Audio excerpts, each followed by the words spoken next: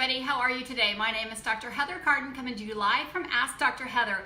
Getting ready for the holidays, I'm getting a bunch of emails or messages saying, how do we do this keto style? How do we still make our family favorites and actually still feel like we're getting a treat? So I'm actually got a couple things I'm gonna make here for you today, or just give you a couple ideas. My family loves puppy chow.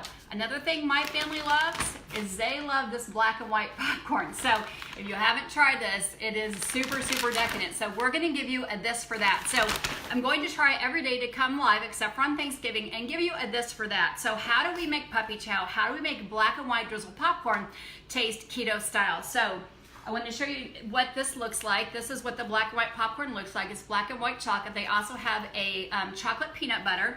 But what I'm gonna do is I am actually going to take pork clouds. So these are pork rinds. These are the cinnamon and sugar one. You can use the plain ones as well. And I love this brand because it's only, so when you read the back, it's pork skin, olive oil, Ceylon cinnamon, and salt. Again, you could get the plain ones, but these are what I had in my house, and these are pork clouds.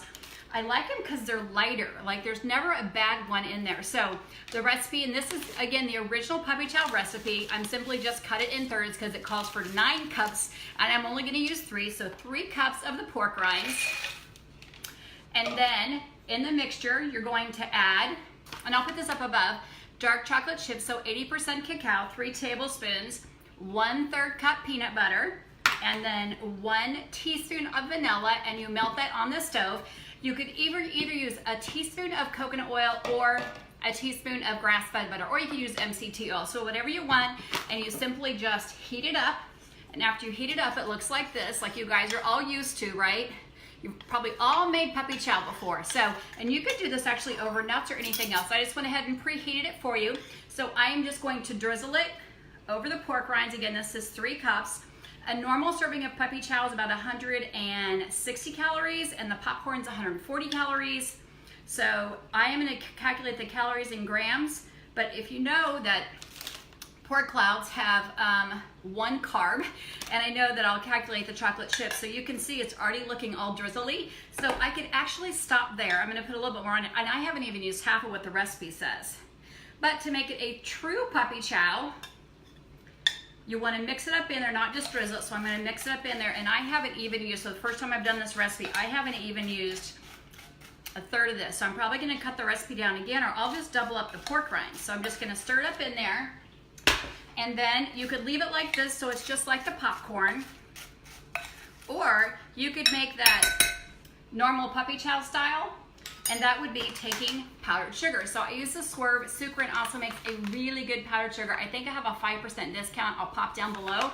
So confectionate sugar, 3 tablespoons. I know most people do it in a plastic baggie. I try to use glass whenever possible. So I'm just simply sprinkling that on here, and actually not even using it. So again, I just took the original one off the rice checks, and I'm going to shake it up like you usually do. I also am going tomorrow, so we're talking about this for that. I know a lot of people, a lot of football games and stuff going on. People like to snack. Our family plays a bunch of games, a bunch of cards. Always want to have something snacky here. So I pulled everything out of my cupboard that I had. Didn't have to go to the store for making the original recipe. So this looks like original puppy chow. I'm gonna let it cool before I taste it, but it looks just like it. So I'm gonna shake it a little bit more. I think I'm gonna add a little bit more powdered sugar on there. What I love about Swerve is it doesn't have really an aftertaste much to it, and seeing that I'm using, because the original recipe calls for 1 1/2 cup powdered sugar, and I only did 3 tablespoons, so I didn't do near what it called for. And then I cut that recipe in thirds, so I will let that sit. We're getting ready to head to church, but you can see it looks just like it, and I can guarantee you it tastes amazing. So if we were going to make the original trail mix with using, I would actually, and I'm going to do this tomorrow, so I'm going to use just regular pork clouds. I have some habanero. I thought I'd just go ahead and start with the garlic thyme because that's what I already have. So garlic thyme instead of the Rice Krispie Checks, garlic thyme. Instead of the bagel pieces, you know, there's little bagel chips in there, I am going to use parm crust.